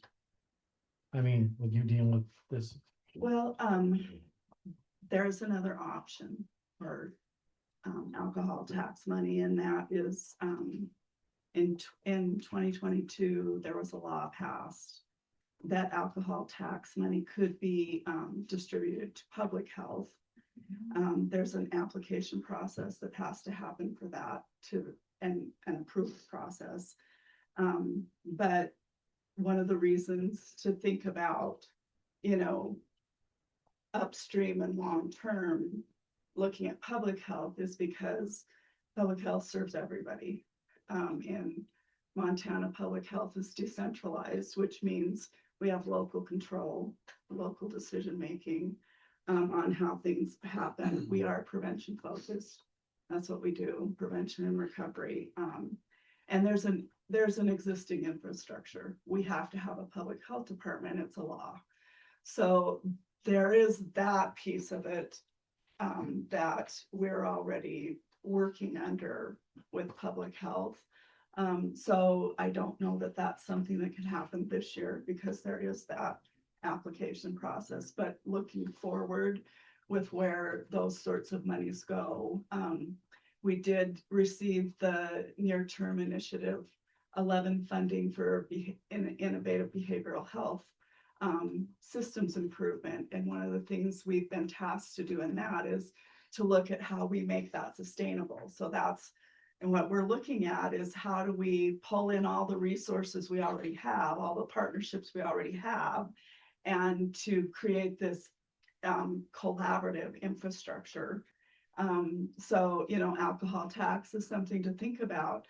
Opioid settlement funds are something to think about. Marijuana tax is something to think about as far as making things sustainable, because those are things that are coming to us now. They're not grant dependent. So those are just, that's just an option to consider.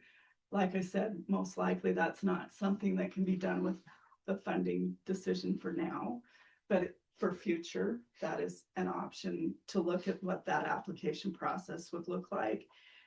We'd have to go through BHTD to do that. So I mean, I just wanted to say there is that option. And I think that we need to work together as a group and figure out how we best serve Jefferson County and the residents here. And that's one of the reasons I asked Dan, you know, what's that referral process for telehealth? Can our local people be serviced through what you're doing? And I think that's something we have to look at. But I'm actually going to have to excuse myself because I have to be imbued at 4. So I don't know. what kind of a time frame you think you were looking at if that were the case? That I don't know. I mean, it's a long time out, or a year. Yeah, Not really. I mean, part of what it says in the law is that, that, you know, you have to provide information within 30 days. And then within 90 days, there's approval. That's why I'm saying that Right. it's not Right, probably formality. something to be considered for this year, but it is something looking forward in the future. Our grant with NTI will be done in 2027. Any funding that we receive from that that's not expended will still be Jefferson County's to use. But it's a one-time funding opportunity unless the legislature decides to renew that. But you being the health department, you would help oversee in a sense of where Barb's at of DUI task force and what other resources it can. In many counties, prevention services do fall under public health. You know, even like tobacco Right, would right, fall right. under public health. And so it kind of depends on the structure of the county government. Like I said, public health is decentralized in Montana, so it's up to the local officials and the governing body to look at how that looks. And then, of course, we have a Board of Health with the health department that oversees health issues. So the commissioners are, our governing body, and then the Board of Health is kind of looking at the health issues around what we do. Okay. And there are laws around governing what the Board of Health does. Thank you. Yeah, thanks Pam for that, because we have worked together a Yeah, lot. we've you know, talked about, we're just looking at Many how things. to keep this as a sustainable thing and to serve Jefferson County's folks. And I just want to add one more thing that, our DUI task force is not just about alcohol, because our law enforcement keeps reporting that marijuana, other substances, distracted driving, there's so many things that fall under that. And mental health thanks Pam, mental health falls under that, all of that, okay? So what comes first, the chicken or the egg? Mental health or using a substance, or using a substance takes you to, being more challenged with mental health stuff, yeah, thank you. I have a question. When, and I probably should know this, when do you have to decide on the allocation? Today. Okay. By the end of the month, yeah. By the end of, Doesn't it say on there by the end of June, or is it the middle By of June, June? it's middle of June. I think by June 30th. My second part of that question was, I think everything that Esther said sounds phenomenal that she can bring to the youth in Jefferson County. But I think, and maybe it exists and maybe you guys have seen it, but just like you have a work plan for all these different groups, like work plan for DUI task force, work plan for, like the TIF districts and those things. How is there a plan for how all of those things are going to be implemented? Is something that might be to consider in making a decision. So you're asking for a work plan for the prevention? Just, with all the other, allocating funds that the commission has to decide on, okay, having a plan for implementation. the bigger picture.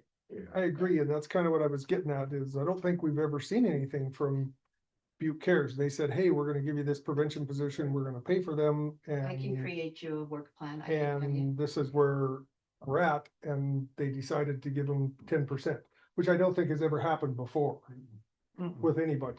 Because, and I think it was because of what Boyd Andrews started here 20 years ago, and they're staying progressive. They're not going away. They're moving and staying with the times. And now we're looking at something that's, I don't want to say Butte Cares is fairly new, but Butte Cares in Jefferson County, I think, is fairly new. Probably. So, How many years for you? 5 here? I No, think 7. It would have been 7. 'Cause yeah. Seven roughly, yeah, under these years, yeah. I can make a plan for you. I can show you what I can do, or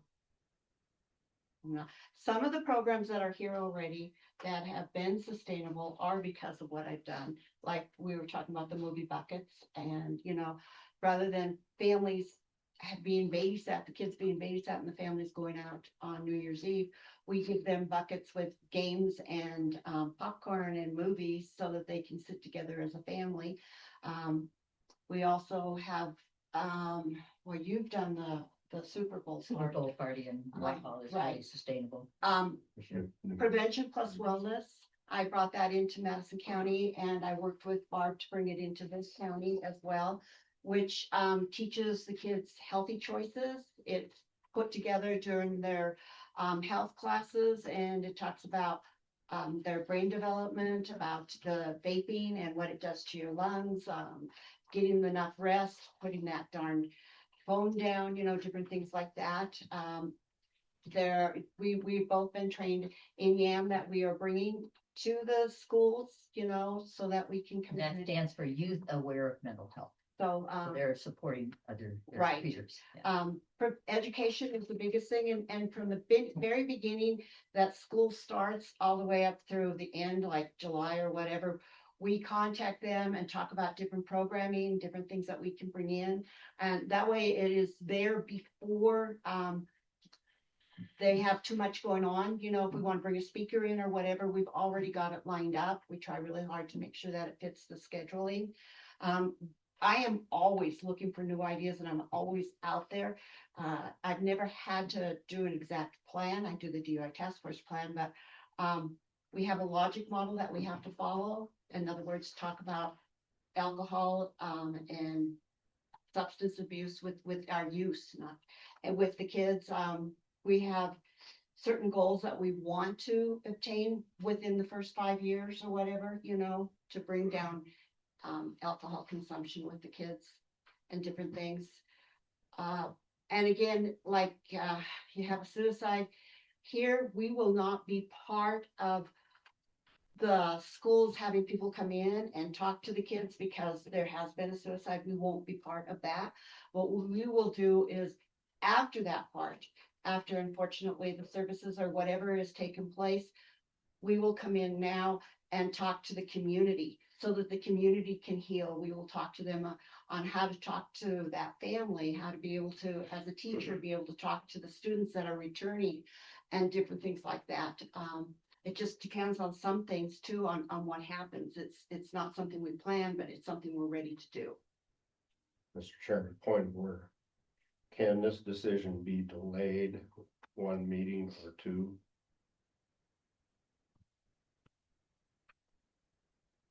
Does that say on it, Craig, when it's due? I don't know. I don't know for sure if it's the end of the month or the middle of the month. Because it's on the agenda, can you 14th. decide 14th. to, can you decide to move it 2 weeks? 14th is the. You have to make a decision today, is that what it says, a It decision? has to be a decision to, Okay, I think. You don't have time. So again, I will propose, give me 50%, 1 year, and let me prove myself.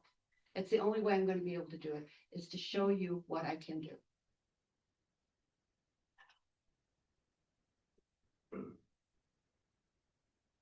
Got us, or got me in a bind, yeah. because I would have agreed with Paul, I wanted to table it. But I guess we can't. I just think that this has been going on for a while now. And I think both Barb was here asking for a certain portion of it for the DUI task force. And I think that Esther was here and she was advocating for Barb to get it. And when we took that out of the DUI task force budget, all of a sudden Butte Care shows up and wants 40% more. From the beginning, I've said that if I were to ask for it, I would ask for 50%. Right, I remember you saying Yeah. that. If you were to ask for it, but you weren't asking for it then. Because I did not want to step on Barb. I did not want to keep her from being able to get it. But if there is, because she would be part of prevention as well, but if there's nothing on the table for prevention now, I'm speaking up because yes, we need prevention. Okay, another point of order, what's on the table, what percentage is on the table? There has been no resolution. Correct? There has been no. No motion. resolution Has to been no distribution, motion, yeah. right? So you do have the Maybe a different ability, percentage, yeah. you do have the ability to change that percentage of distribution Correct. today. Mhm. You can, or you could go with whatever it is you folks want to do. Right. This is a very complex issue. I agree, and Well, Pam's gone, is it Pam? Yeah. And these folks here have ideas to put forward, and this is not the first time the commissioners have discussed this issue. You sort of, I would say my experience is you sort of just handed the money over to Boyd Anderson, and you relied on their metrics without much verification, you know, and these folks, Barb and Esther have, some of them have a plan, she does not. I guess I would say, I'd be willing to throw the dice, my personal opinion, throw the dice to some local support, because this is where the problem is. Boyd Anderson isn't coming to the high school. Boyd Anderson isn't going to the grade school. These folks will do that, I suspect, but Yes. my problem also is you're giving the money to Butte, and so what's the guarantee, as Craig brings out, what's the guarantee that somebody can be over? We already have a sort of a verbal commitment. You can change the percentage so that Well, and Butte Cares gets some more, or Barb gets some more and she can share. It goes to Butte Cares for Jefferson County. Okay. The funds that are coming from Madison County go to Butte Cares for Madison County. Right. That's where the funds will be spent. Okay. And like I said, I would be willing to meet with you quarterly if you want to tell you what I've spent on those funds for that quarter and what I plan on doing. I don't have a solid plan in the sense that, like you said, but I know that I'm gonna be contacting the schools. I know what I'm gonna be offering them. I do fairs right now, and in fact, I'm gonna be at the Clancy Fair. I am staying, so people know who I am. I'm gonna be involved in all kinds of different things, so, you know, and I collaborate with so many people, including the health department, so, you know.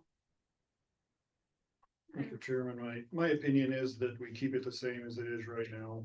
I see the value of your program. I see moving forward with some more different than what we've done before, but I don't think the time is now. We don't have enough information about Butte Cares and how they distribute, where they get their money.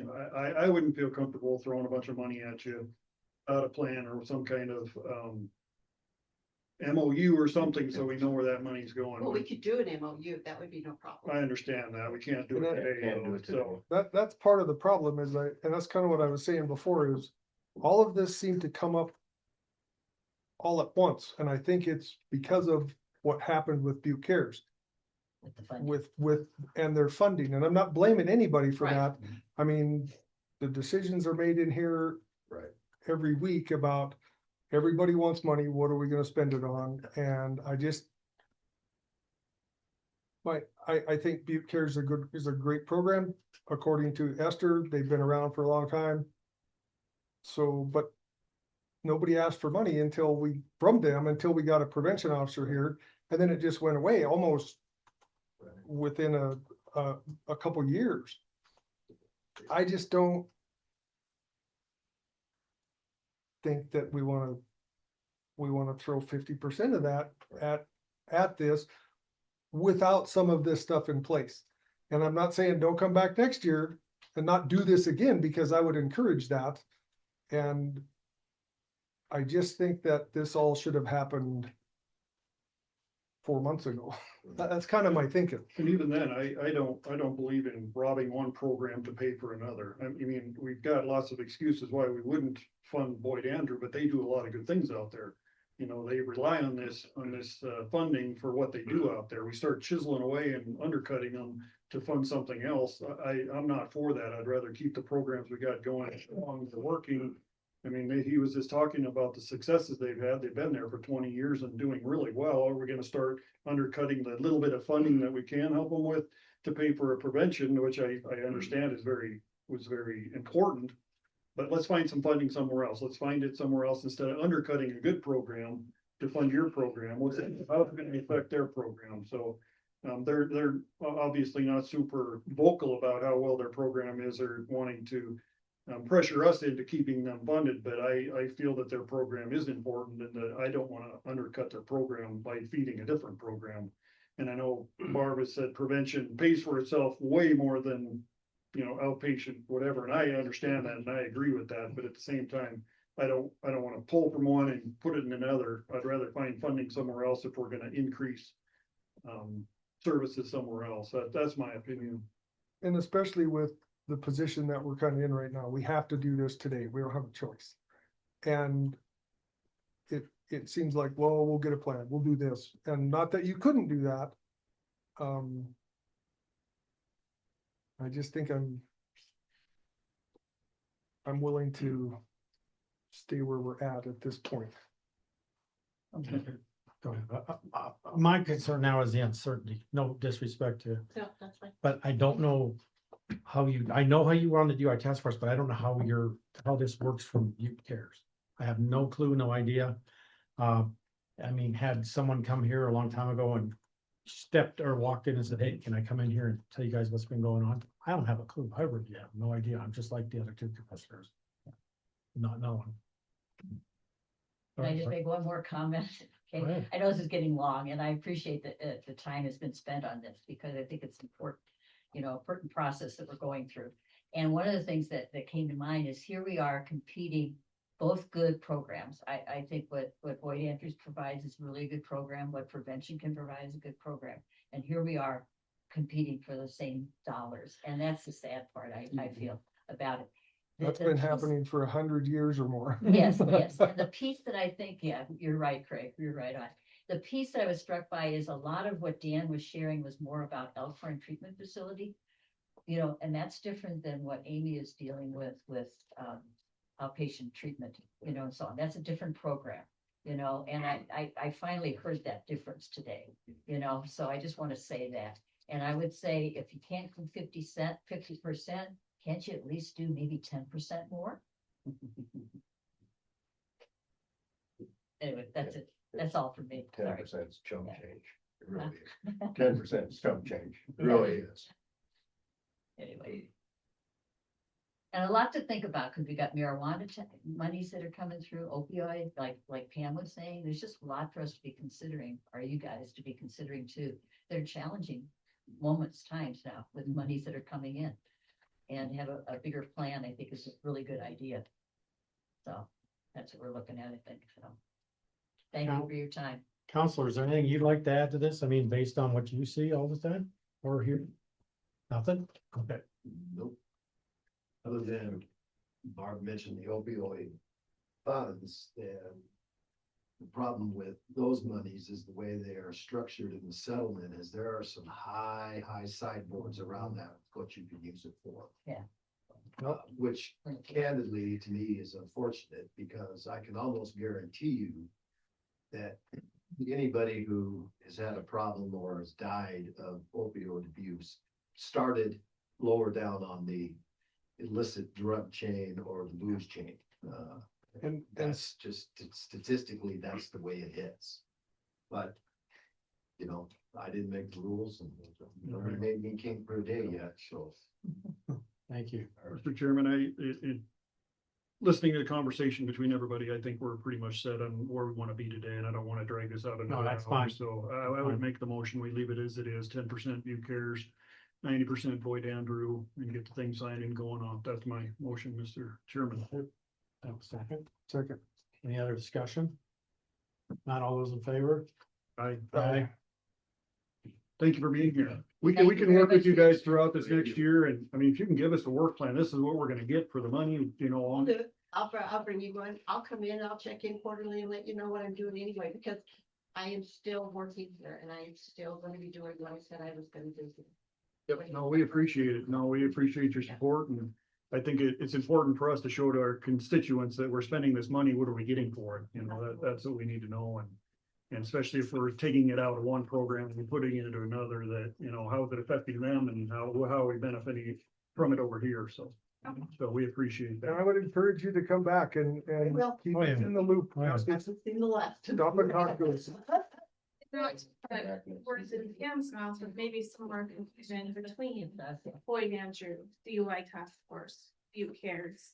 So that any monies that are coming in and going out are going to the right spot and they're all working together Right. to. Safe.